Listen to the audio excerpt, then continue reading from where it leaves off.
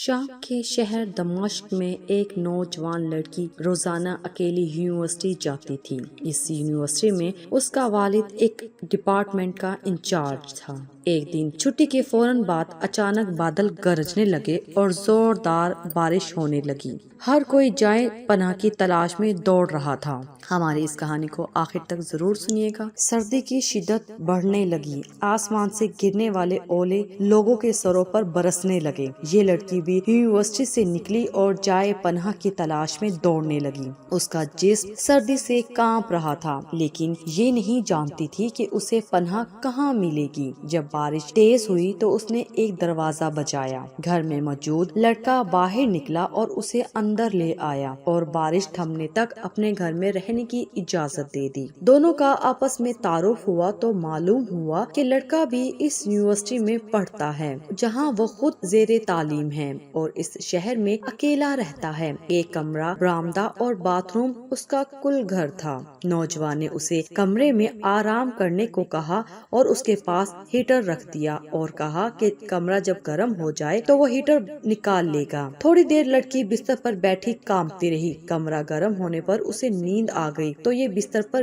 گر گئی۔ نوجوان ہیٹر لینے کمرے میں داخل ہوا تو اسے بستر پر سوئی ہوئی لڑکی جنت کی حوروں کی ملکہ لگی۔ وہ ہیٹر لیتے ہی فوراً کمرے سے باہر نکل گیا، لیکن شیطان جو کہ اسے گمراہ کرنے کے موقع کی تلاش میں تھا اسے وسوسے دینے لگا۔ اس کے ذہن میں لڑکی کی تصویر خوبصورت بنا کر دکھانے لگا۔ تھوڑی دیر میں لڑکی کی آنکھ کھل گئی۔ جب اس نے اپنے آپ کو بستر پر لیٹا ہوا پایا تو ہڑبڑا کر اٹھ گئی اور گھبراہٹ کے عالم میں بے تحاشا باہر کی طرف دوڑنے لگی۔ اس نے برآمدے میں اسی نوجوان کو بے ہوش پایا۔ وہ انتہائی گھبراہٹ کے عالم میں گھر کی طرف دوڑنے لگی اور پیچھے مڑ کر بھی نہ دیکھا، یہاں تک کہ اپنے گھر پہنچ کر باپ کی گود میں سر رکھ دیا، جو کہ پوری رات اسے شہر کے ہر کونے میں تلاش کرتا رہا تھا۔ اس نے باپ کو تمام واقعات سنا دیے اور اسے قسم کھا کر کہا کہ میں نہیں جانتی جس عرصہ میں میری آنکھ لگی کیا ہوا، میرے ساتھ کیا کیا گیا، کچھ نہیں پتا۔ اس کا باپ انتہائی غصے کے عالم میں اٹھا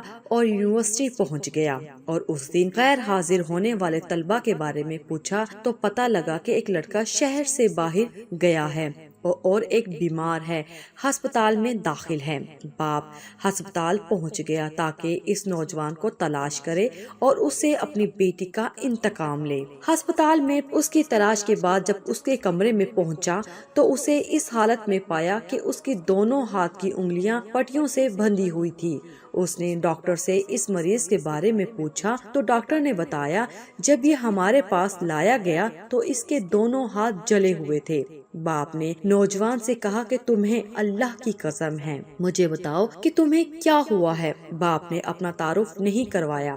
وہ بولا ایک لڑکی کل رات بارش سے بچتی ہوئی میرے پاس پناہ لینے کے لیے آئی، میں نے اسے اپنے کمرے میں پناہ تو دے دی لیکن شیطان مجھے اس کے بارے میں پھسلانے لگا تو میں اس کے کمرے میں ہیٹر لینے کے بہانے داخل ہوا۔ وہ سوئی ہوئی لڑکی مجھے جنت کی حور لگی، میں فوراً باہر نکل آیا لیکن شیطان مجھے مسلسل اس کے بارے میں پھسلاتا رہا اور غلط خیالات میرے ذہن میں آتے رہے، تو جب بھی شیطان مجھے برائی پر اکساتا میں اپنی انگلی آگ میں جلاتا تاکہ جہنم کی آگ اور اس کے عذاب کو یاد کروں اور اپنے نفس کو برائی سے باز رکھوں، یہاں تک کہ میری ساری انگلیاں جل گئی اور میں بے ہوش ہو گیا۔ مجھے نہیں پتا کہ میں ہسپتال کیسے پہنچا۔ یہ باتیں سن کر باپ بہت حیران ہوا، بلند آواز سے چلایا اے لوگو گواہ رہو، میں نے اس پاک سیرت لڑکے سے اپنی بیٹی کا نکاح کر دیا ہے۔ سبحان اللہ، یہ ہے اللہ سے ڈرنے والوں کا ذکر۔ اگر اللہ کا خوف نہ ہوتا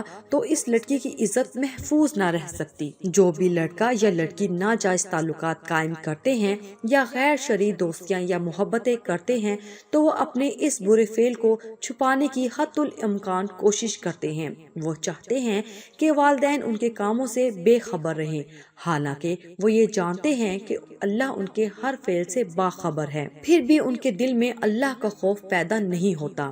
ایسا کیوں ہے؟ کیونکہ والدین نے بچپن سے ان کے دل و دماغ میں اللہ کے خوف کی بجائے اپنا ذاتی خوف، رعب اور دبدبہ، سزا کا ڈر ہی بٹھایا ہے۔ اس لیے آج وہ اللہ سے بے پرواہ ہو کر والدین سے چھپ کر گناہوں کا ارتکاب کرتے ہیں، اور ایسے بھی والدین ہیں جنہوں نے اپنی اولاد کی تربیت خوف خدا پر کی تو ان کی اولاد نے بھی ہمیشہ برائیوں سے اپنے آپ کو باز رکھا۔